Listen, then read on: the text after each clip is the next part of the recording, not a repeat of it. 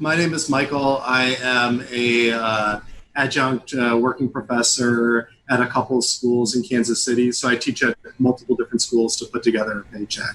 And I also am somebody who's really interested in poetry and philosophy research, mostly done independently because, again, I also don't necessarily fit traditional academic channels. So yeah, I want to put that challenge out, the one between maybe a kind of more individualistic, you got to hustle for your money versus a kind of solidarity union-based approach. Right.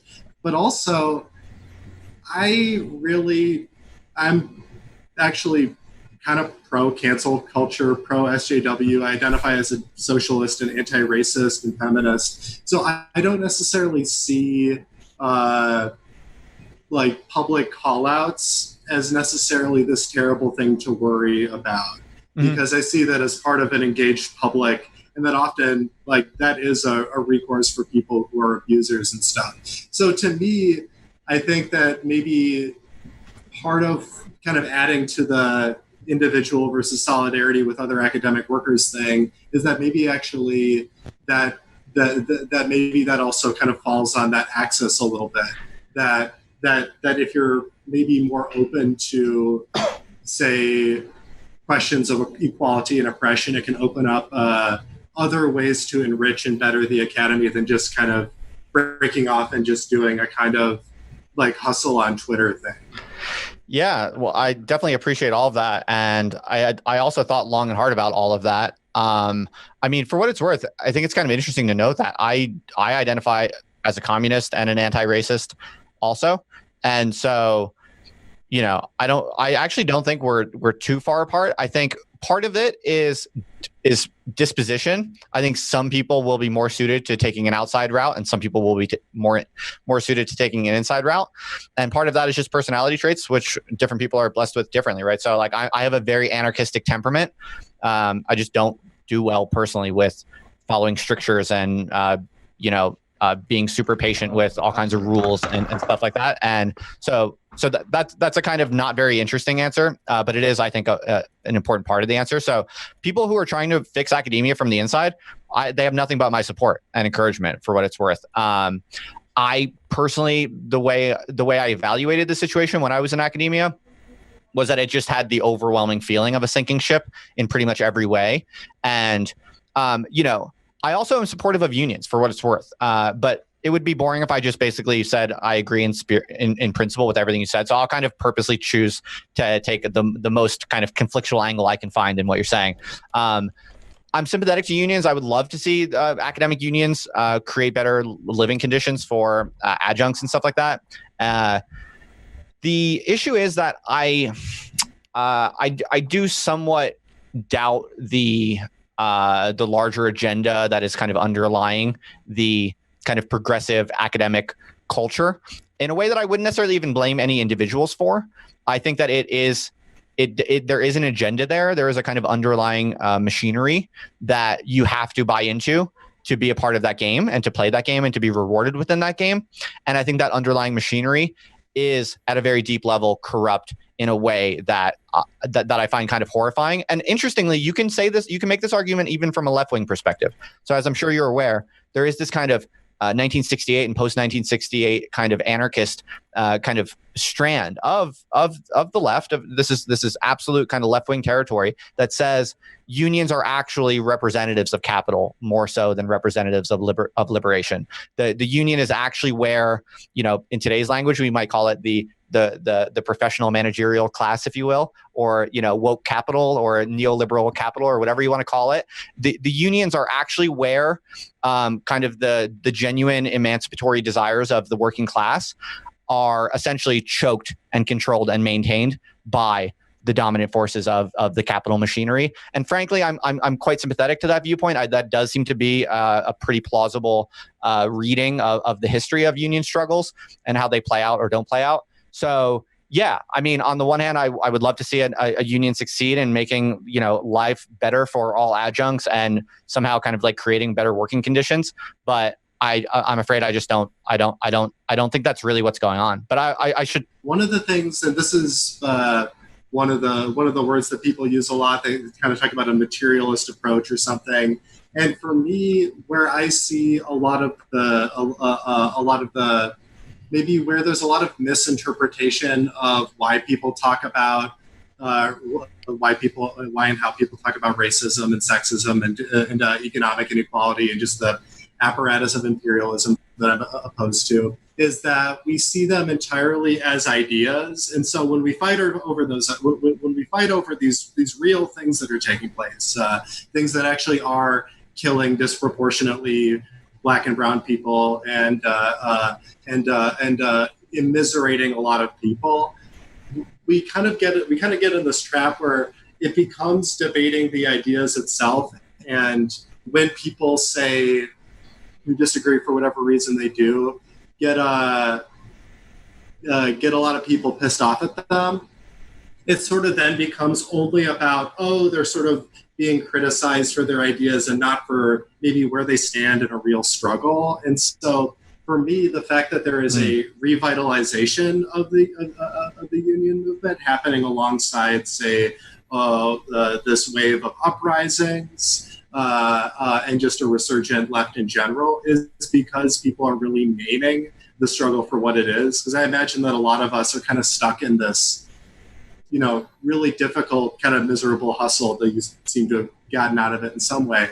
And that naming it in terms of that struggle means that people are going to get pissed off and cancel each other. And that's kind of almost part of the game for me.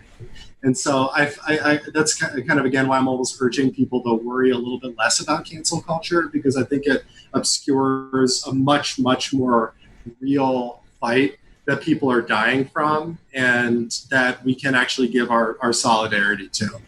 Could I suggest something real quick? I feel like we're all nice guys here, so we're being very kind, and we're kind of blunting many edges here to the point that this is going to get, I think, very boring for us here and also for people listening. So I think like we're nice, so we need to kind of go out of our way to make the edges a little bit sharper. So yeah, I could do that. Well, I was going to take a stab at it. If someone else can, if you want. Please, go ahead. Oh, so like. Yeah, this is what happens when you actually talk with people face to face. People generally agree about most important things, right? It's like things are not that conflictual. And then we go online, we go on Twitter, and it's like the whole country is aflame with like insane culture wars, right? So so we need to try to like connect with what's actually really kicking off in a crazy way, right? So I'm just going to purposely be more provocative and hope that kind of gets things going. At stake here is like.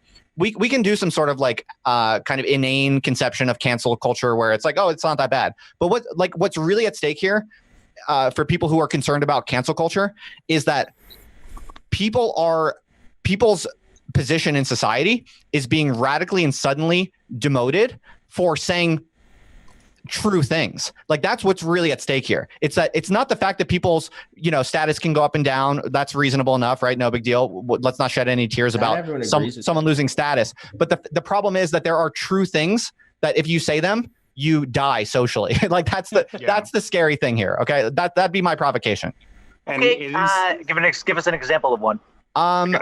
So take one example that is like mildly provocative, but not so provocative it's going to like ruin the whole conversation.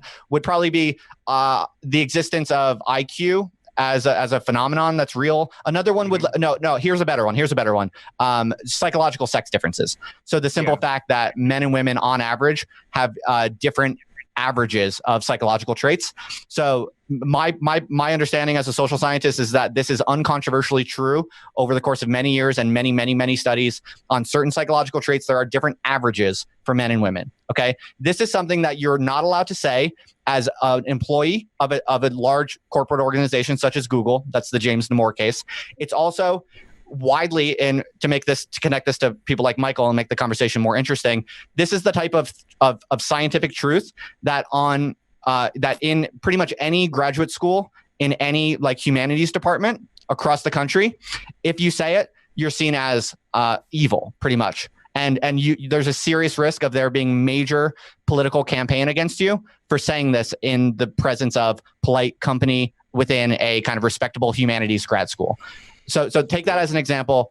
Let's work with that. How about that? So if I sound a little bit better now. Oh yeah, perfect. Oh, loud and clear, man. You're good now. Perfect. Awesome. So the whole point I was trying to make ultimately is that like the second order consequences of a lot of this stuff is actually detrimental. Just like Justin said, you can't talk about anything. We're at the point where it's now become counterproductive. And if you mention truth in any regard, not just in the case of like more academic things like IQ, but also in the case of like, oh, maybe there's like biological sex, that's like unacceptable, or like, oh, maybe there is some level of manipulation from like corporations with respect to this like woke politic, like all this stuff you're not allowed to say, and it will ultimately ruin your social standing and your career and amongst other things. So it's like we're just at a point where it's become so counterproductive that it starts to polarize people, right? So because if you're canceled for saying something mundane, you might as well say like Nazi stuff. Like you might as well go all out. Like truthfully, like that's what.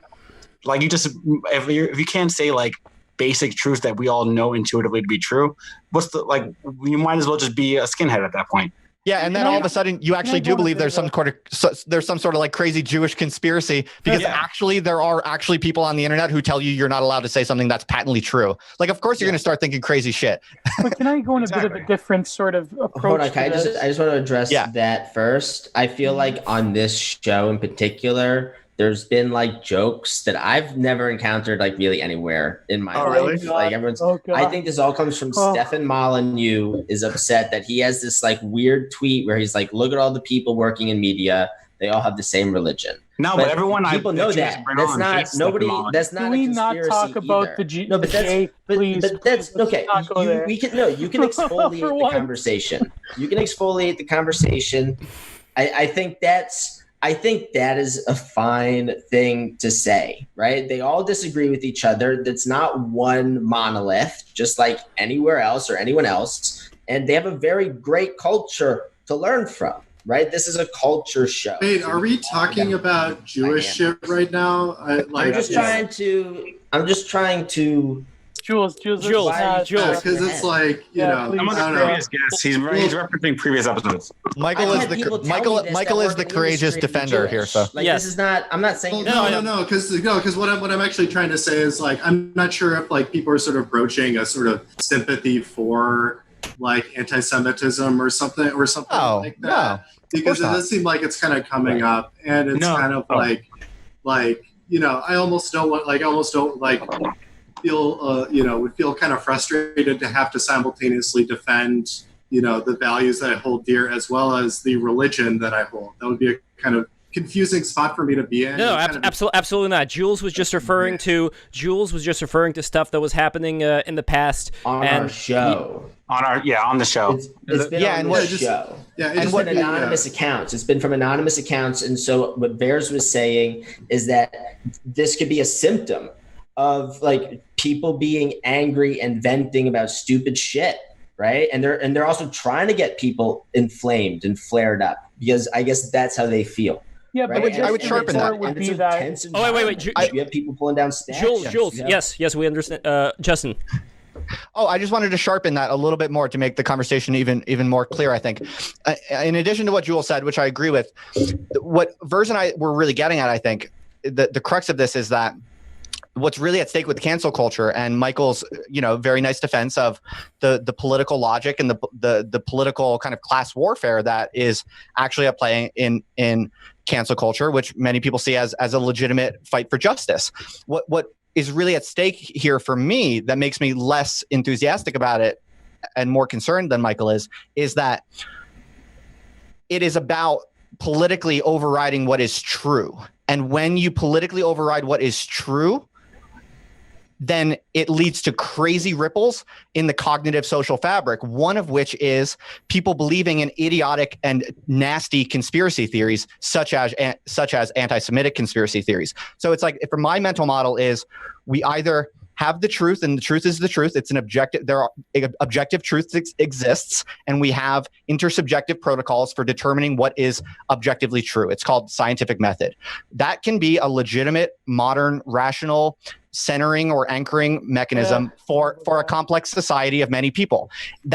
Now, if you think that you can have a political program that is going to, through political power as a type of class warfare, which you think is legitimate and justified, if you think that you can enact rules on society as a whole about what is going to be counted as true, then you are opening up the conditions for the possibility of things like anti-Semitic conspiracy theories. Because if you don't have objective truth to hold everyone accountable, then everyone gets to make up their own self-interested theories. And that's the genie you're letting out of the bottle if you support cancel culture. No, that's my contention. So two comments that actually, no, Gio, I'll let you speak, and then I'll make kind of two comments. No, I was going to, oh man, this combobulated. Justin, I think the problem is that we're thinking sort of on the, I get what you're saying about objective truth, but I think you have to sort of get rid of that language of, let's call it Anglo-empiricism. I don't think that to notice patterns is in particular considered racist or anti-Semitic or so forth. But I think what we're thinking of here is the first order of you are a person in position and you get quote unquote canceled because you said something, you're broaching a certain research topic. I think it goes deeper than that. And to respect to Professor Mial, is that how you pronounce it? Hessel-Mial. Yeah, Professor Hessel-Mial. Now, I'm not going to lie. Okay, I had a pretty good time in the institution. I didn't really. I chose not to go to the PhD level. I've certainly achieved the master's level, but and people were open and they knew about, because I went to a sort of a saner university, and I had professors that read my stuff. But I think the problem is that we seem to talk about the reality of canceling. We're not talking about the hidden integers that go behind the actual things like hiring processes and union representation and so forth. Because my argument is that to even achieve an academic position, you have to have a certain temperament, certainly a certain class, a certain way of viewing the world that I think gets selected. Now, I may be biased because I'm somewhat on the outs, especially in the Canadian standards, but I think that this issue of this, basic normie, let's call it the normie conservative view of, well, this professor got canceled for saying something bold. I think that it goes deeper. It's certainly the class of academia itself, I believe, selects for and cultivates a certain mindset that is more intangible than just saying this professor got canceled.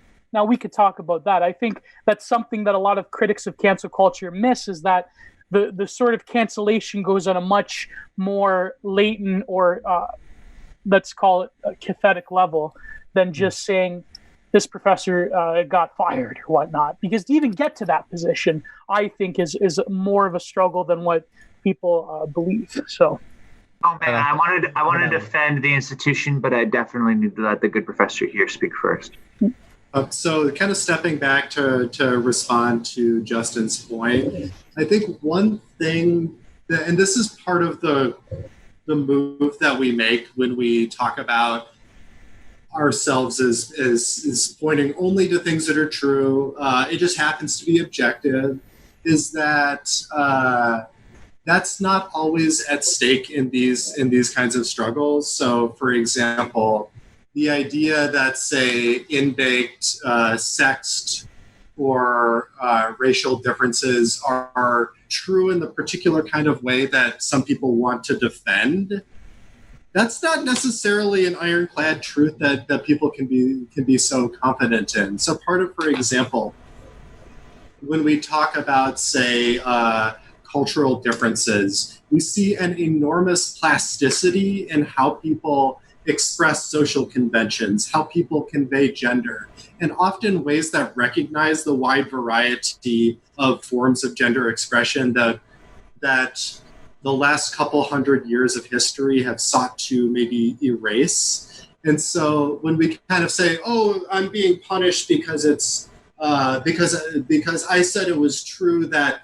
like men are from Mars and women are from Venus. Like, I think when people talk about, say, biological research, most of the time stuff like that isn't what's at stake. It's about the norms that we try to impose on that data. Because at the end of the day, and I'm going to kind of go against, say, the kind of Steven Pinker anti-blank slate thing, human consciousness is much, much more plastic and malleable and improvable than any idea that would try to impose people as being set in a particular way. And I think that that's something that's worth kind of fighting for. And so that's why I'm really pushing back on this idea of truth, because sure, you can get maybe someone, and I'm going to just be kind of digging here, someone say from the Pioneer Fund, and they'll kind of get some numbers together. But is that going to be rooted in anything? Is that going to necessarily be true just because it's a number on a piece of paper? Part of the scientific method is that it actually is an intersubjective experience, exactly like you said, and it is a struggle as well. And so again, the struggle is in the science. The politics are in the science. We can't escape that and just say, this is just some reality, because we're in the middle of defining it for ourselves right now. So that was fun. Yeah. This furthers Justin's point and mine earlier as well. If you have that level of malleability when it comes to like what truth is, if you could just create a narrative above on that you can like use to string together evidence, there is absolutely nothing stopping you from creating actual like harmful rhetoric or act like a power knowledge idea, in other words. Yeah, I can make whatever conspiracy theory I want if I can read statistics the correct way. Like that's part of my degree propagandist here. Yeah, I mean, for real though. Like my degree's in math, I could take a bunch of stats and like empirical research and string it together and make something insane. That's part of what I do on my brand. It's literally just like you are creating a monster by removing the tether to objective reality. In the case of since the pursuit of political that's narrative. The world we live in, part of what we have to figure out is how to navigate that. And I don't think that simply calling objective reality safe from our consciousness is gonna save us from that fact. So I think this is actually really interesting. It's really revealing in a good way, because I think what's kind of coming through now is that, Michael, you seem to be, and I applaud you for this. You're fairly transparently, if I hear you correctly, you're kind of biting the bullet and saying that yes, at the end of the day, it does boil down to different groups having different normatively imposed combinations of fact and story and norms, and that ultimately it's just a class war between different competing factions and their stories. Would you bite that bullet? Is that fair to say? Yes. And so then you can't say that the anti-Jewish conspiracy theorists are wrong, because that would be fuck that. Well, truthfully, but you would be invoking an objective criteria, right? You would be to say that the crazy, nasty, like anti-Semitic conspiracy theorists are less correct than you or in any way inferior to your story. You are implicitly invoking some sort of external intersubjective criteria, aka scientific method on some level, which is what I'm trying to defend, because I don't want anti-Semitic conspiracy theorists to think that they're right. I'm gonna need you to boil that down a little bit more. I'm happy to. Where should I start? Tell me, John. So, there is an objective reality that we are all grasping for. I'm doing my best here. There is an objective reality that we're all grasping for, and I think we're all on team. Let's try to get human knowledge as close to objective reality as we No, I'm not sure that Michael believes that. Michael seems to be, and it's a perfectly reasonable position. Actually, because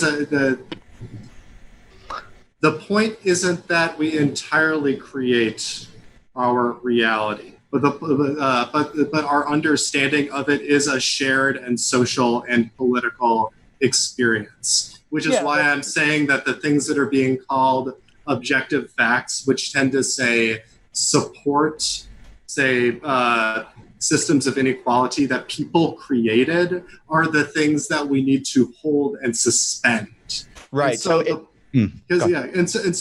really is more. It really is folding in the facts with the interpretation, which is, so I would argue that your belief, say in IQ or something like that, is maybe something that needs to actually be challenged and thematized a little bit more, rather than just kind of framing it as you found the truth that people seem to be happy to sell to you, and that you're only sparking controversy instead of, say, taking an actual position on systems of inequality that, again, murder people. That's really what this is. But why is equality? I'm not okay with the reality. That's the image of thought. Like, why is it the equality? Why is that the defining metric to begin with? I think that's what Justin's getting at.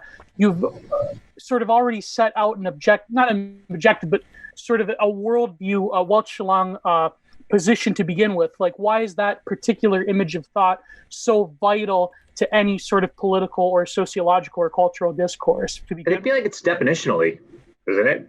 Because I think it is fundamentally rooted in who we are, that we're actually better equipped to be working that way, but we tend to distract ourselves a little bit. Just a short aside. What if you encounter, like, this is what I mean, this is what I'm getting at. A person, let's say a thinker whose fundamental position is not that of equality, but rather of hierarchy, of reaction, and so forth. They sort of are left wanting in any sort of academic system. So I think I agree with you. I totally agree with the social constructionist position. I am not, to Justin here, an Anglo-empiricist. But at the same time, when people that you sort of slant as reactionaries or the far right or so forth that are coming to the same conclusions but differently, how are their assumptions somewhat problematic or toxic or othering compared to any other sort of form? I feel like your brain falls out when you think so hard that you're okay with genocide. I think it's as to use the Jewish or Armenian example. No, but I'm not talking about genocide. I'm just saying that. I mean, that's the ipso facto conclusion. Or re-education camps.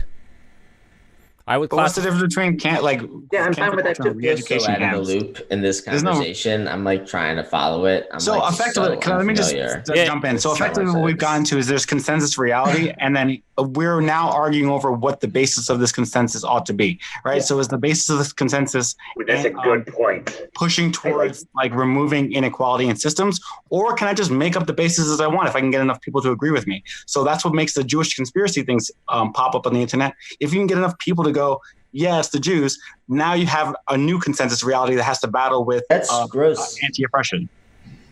Wait, Michael, Justin, we can't hear you. No, but it doesn't have to be Jews. It doesn't have to be genocide. I'm just saying. No, now we can hear you. In general, any sort of theorizing of a system, we all have our fundamental assumptions. But I'm saying that some fundamental assumptions that are qualitative rather than quantitative, they tend not to be taken up with such a scrutiny compared to others, right? I mean, that's. I mean, if you want, I can. Is that you might be surprised by how much hierarchy and reaction there is even baked into other disciplines that are seen as liberal. I think that's kind of why the word liberal is it's kind of a word that masks a lot of different things. To some it means far left, to some it means capitalism. Like postmodernism. Or something. So I think, for example, I'm partly bringing this up just because I want to want to mention it, but say the way we talk about fighting crime, for example, is one that's extremely hierarchical and top down. It has no respect for the ability for communities to say protect themselves in ways that don't involve empowering someone to push people around and kill them. And so that's something that's totally validated.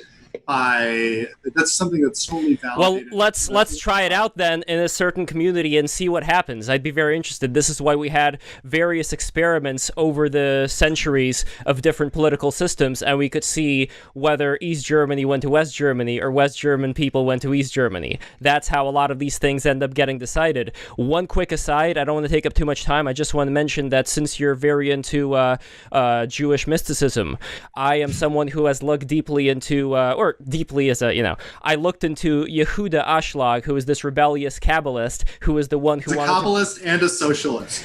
But here's the thing. He said that communism was destined to fail, and his intent was for people to be able to one day, through studying the Kabbalah, get to that level of consciousness where they would be able to do it, unlike, let's say, having certain social engineers try to impose this on people and making all the toilet paper run out, as has happened in Russia, where I was born in.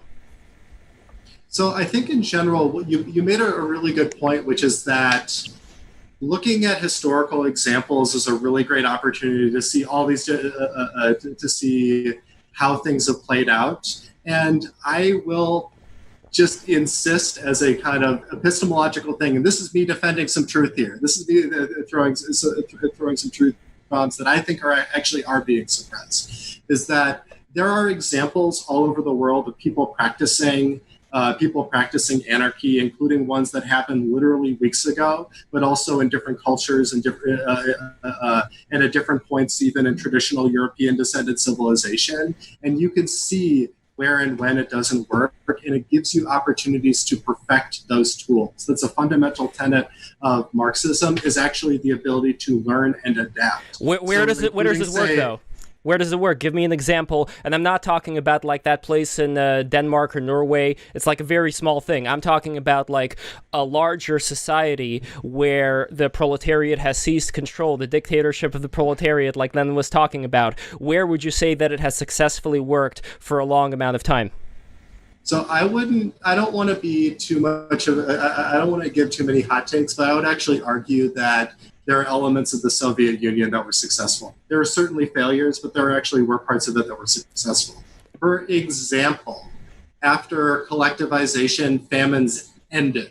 So the last famine was in the 1930s. There were famines all through Russian history until they pursued. Is that true? That's bullshit. It is true. That's bullshit. It is true. It's not true. My great. No. Hold on.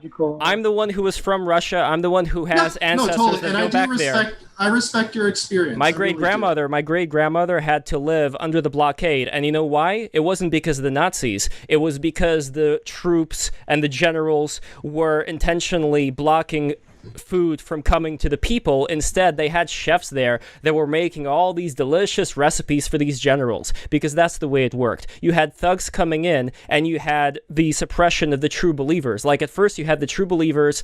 Some of them were, they had a lot of heart in it. They were the ones who were later on dealt with. And instead, you had the thugs that picked up the mantle and ran with it. And that's been seen time and time again in so many of these systems. Another thing, by the way, people love to point out about like, oh, the CIA tried to, suppress the Soviet Union. The Soviet Union was a fucking empire in the 60s and 70s and 80s. It had so much territory. It had so much resources. Yet in the greatest cities like St. Petersburg and Moscow, regular people could not find any toilet paper. Food was scarce. Let's not even talk about the villages that were on the outskirts. People were dying left and right. People were dying of hunger. And the kulaks. Yeah, well, the kulaks, that was before. But the people who ran in the circle... in the 30s. Hold on, Jules. The people who ran in the circles of my family, they got into mental institutions. They were forced in there because they read the wrong book. They were forced in these mental homes where they were given pills to screw their brain up intentionally to cause neurological damage that is irreversible, as an example to all the others. This is a monstrous I'm just over here trying to get away from that. That's all I'm trying to do. I don't want any of that in America. I'm just trying to do my own thing. We're falling into another sort of like, revisionism versus, you know what I mean? It's like all history is revisionism. So no, I think this is what I mean. I fundamentally agree with the professor's assumption that a lot of our truth is socially constructed, and I think that that's not necessarily a bad thing. I think that's the problem with the right, is that we just haven't. Well, we're starting to, but I mean, this is the problem: is that we have to challenge our assumptions, and we create institutions based on certain discourses. The counter discourses eventually, the pressure was a bit looser.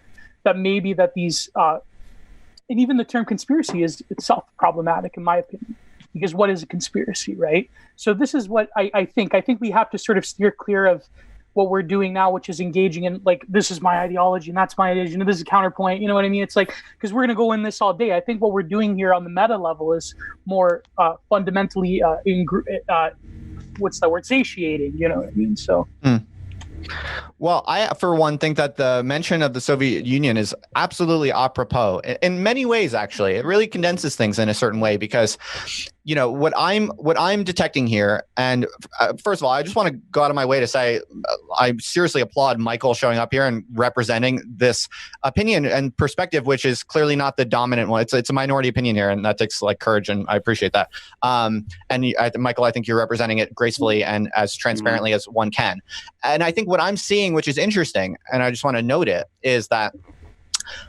And Michael, I think you're arguing in very good faith, so I'm not accusing you of anything underhanded whatsoever. But listening closely to the arguments you're putting forward, it seems to me like you are enacting a kind of it's the classic Mott and Bailey logical fallacy, where you really do believe in an objective truth, and you will invoke the objective truth when it's convenient for the conclusions that you want, but then you won't. But then you say there's no ultimate objective truth. So it allows you to, depending on the position, depending on whether you're arguing in favor of someone that you like and identify with, or arguing against someone or something that you dislike and disidentify with, you can choose at different moments whether or not objective reality is in fact a constraint. Can you please, for myself, who's qualified in both math, philosophy, and propaganda, explain what Mott and Bailey is in this? It's where you present a certain argument, and then when you're criticized with it, you back off what you're actually stating or what you're actually committed to. Yeah. Could you give me a theoretical example? Because it's just, I don't know, it's not hitting home for me, and I can't be the only person. It's probably more confusing than is necessary. I'm just basically saying there's a logical contradiction in the actual set of positions that Michael has articulated. On certain claims, when he's talking about things that he believes in and that he likes, he will frequently invoke or refer to something like an intersubjective objective reality that is true and beyond question, and that can actually be used to sort out true and false claims. But then when I refer to the protocols of scientific method as supplying a form of objective truth constraint, that's all just political nonsense. I don't have any point of order questions anymore, I guess, Michael. My questions were very much point of order definitional. Okay, well, there you go. So basically all I'm really getting at is I actually think that this is the core issue. And I think if we choose to we can just choose to let it go. If differences are differences, that's fine. We can have a difference of opinion. But so long as this is allowed into the conversation, it's going to be cycling infinitely in any number of different directions that are very unsatisfying. Because I think this is essentially what was the lesson of the Soviet Union also, right? I mean, the late stage Soviet Union supplies these extraordinary episodes of obvious, clear, documented, objective realities, and everyone in the society saying otherwise, right? Are we all on the same page that did happen? Even if you want to make some arguments about how the Soviet Union maybe did some things good, in late stage Soviet society, this happened. This seems above dispute. Even left wing kind of defenders would probably admit to that on some level. So I think basically I believe I've diagnosed that just now. It's you either agree that there is an objective reality, and classical positivist scientific method is the only intersubjective human techniques we have for calibrating different subjective preferences. There's only one. It's classical scientific method. You either submit to scientific method as being an imperfect, absolutely imperfect, and you're absolutely right, subject to different types of political compromises and political conditionings, no doubt. But those are extraneous to science. Those are human problems that are constantly popping up. But there is a thing called scientific method, and it is the only civilized method we have for calibrating competing group preferences and subjective fantasies. You either agree to that, and you can have possibly a civilized society, or if you reject that, you are going to be bound up with infinite cycling kind of group warfare of competing fantasies and narratives. And it sounds like Michael. I think it's time to let Michael. We already have that, though, Justin. We already have that. Right. Well, it's a question of, do you want more of it?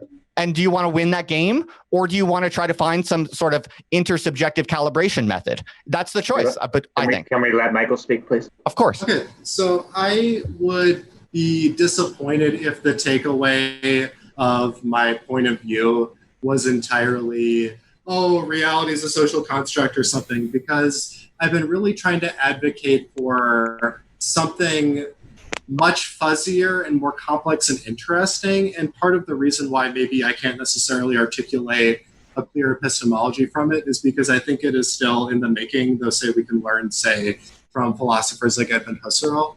But for me, and as an example, there really is a place for a more participatory form of knowledge that can lead to better results. So as an example, something like public health, as we currently envision it, again, is very top-down.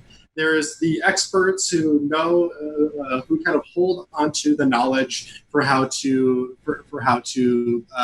keep people healthy, and then these poor yokels and rubes just have to be told to do this, told to do that. But in a way that actually bypasses a more interesting point, which is that if you empower people to know and give people the access to knowledge, not only is public health just more efficiently done, it's done in a way that's more responsive to people, to people's needs. And this is something that people have been researching. So can I ask a clarifying question? Yes. What is your method for sorting the true from the false?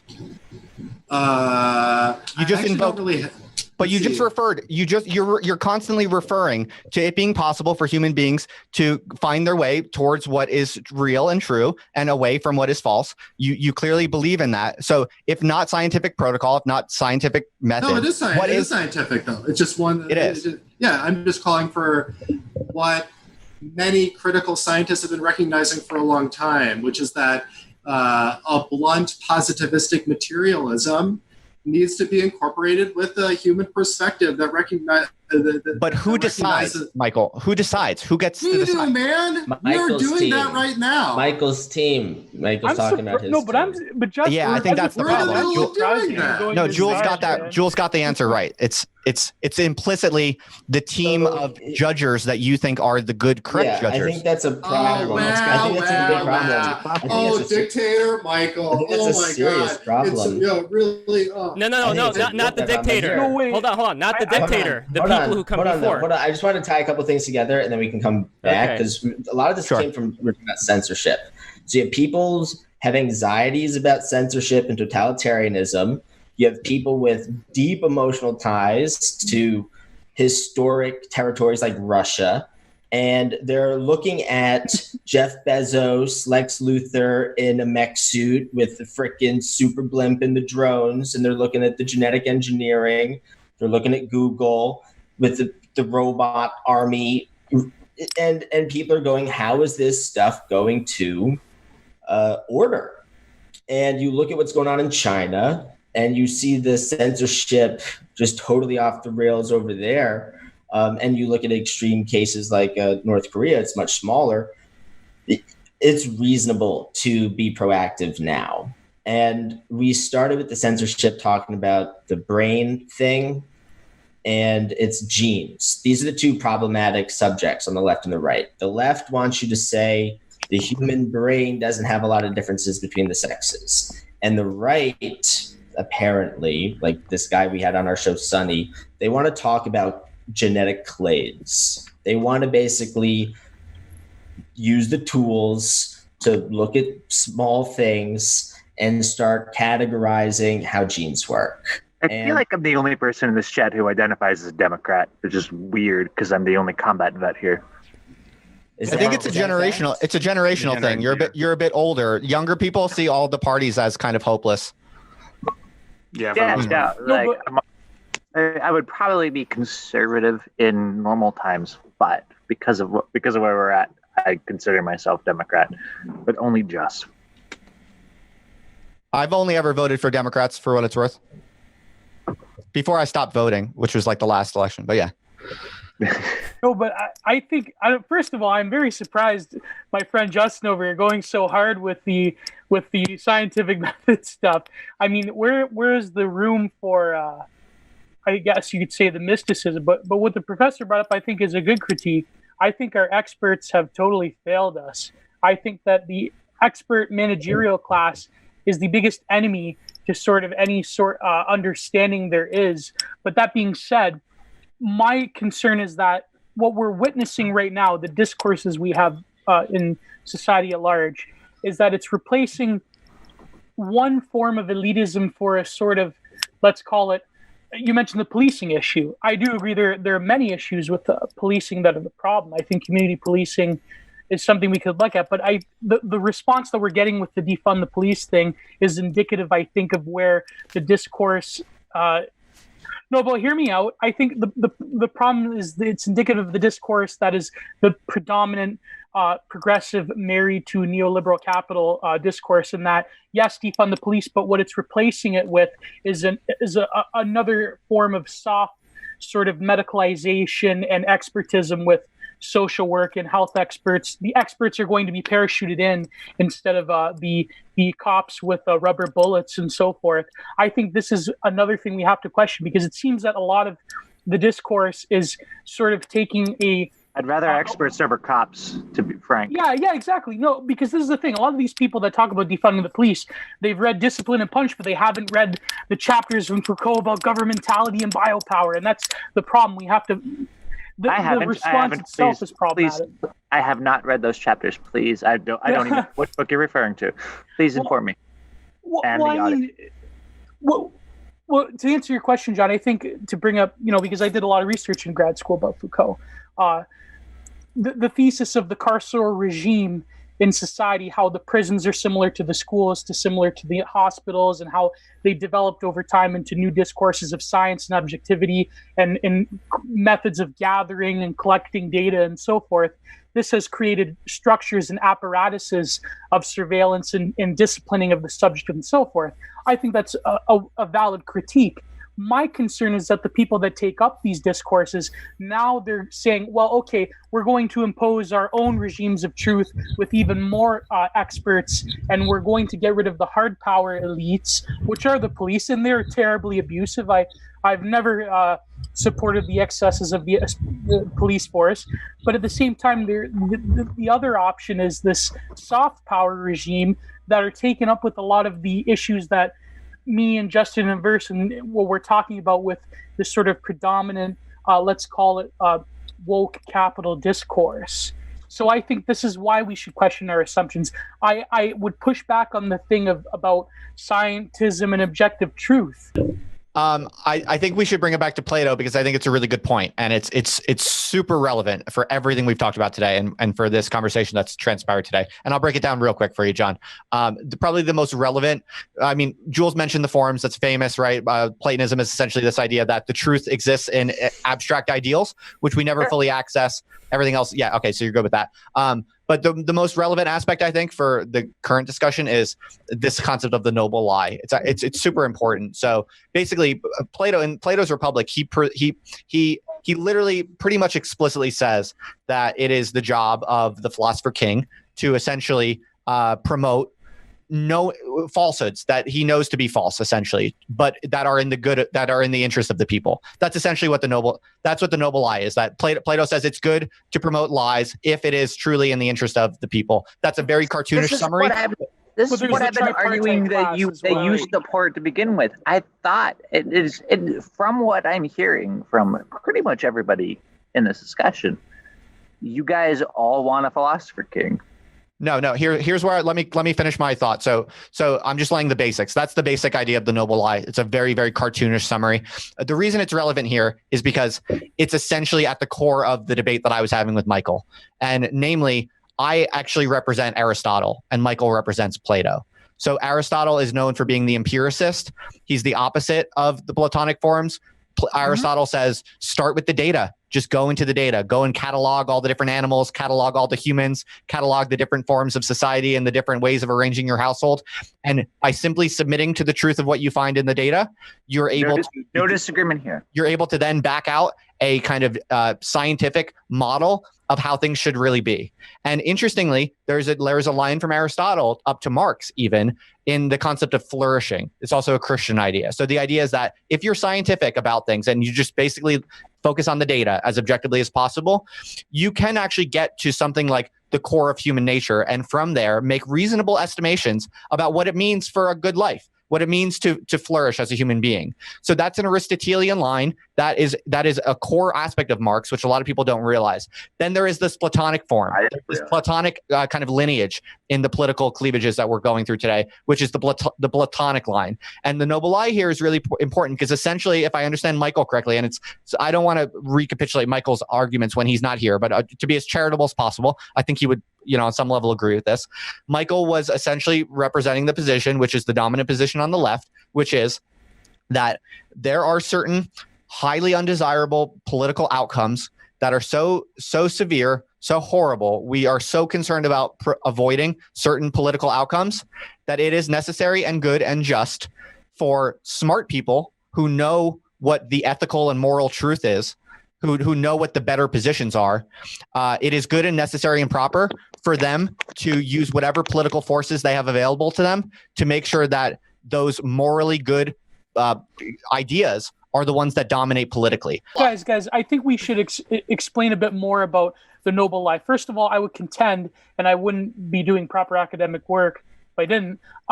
There's a debate within Platonic studies. I know because I had a professor who was like a big Platonist, right? That whether he really meant a political project or whether it was a metaphysical doctrine that manifested into a political doctrine. If you're Badiou, yes, political doctrine. If you are Strauss, not so much, right? So, but my point is, I think we should enumerate what the noble lie is. It's a tripartite soul noble lie. So they're a class of people who are the appetitive thumos. Oh no, sorry, that's the second one.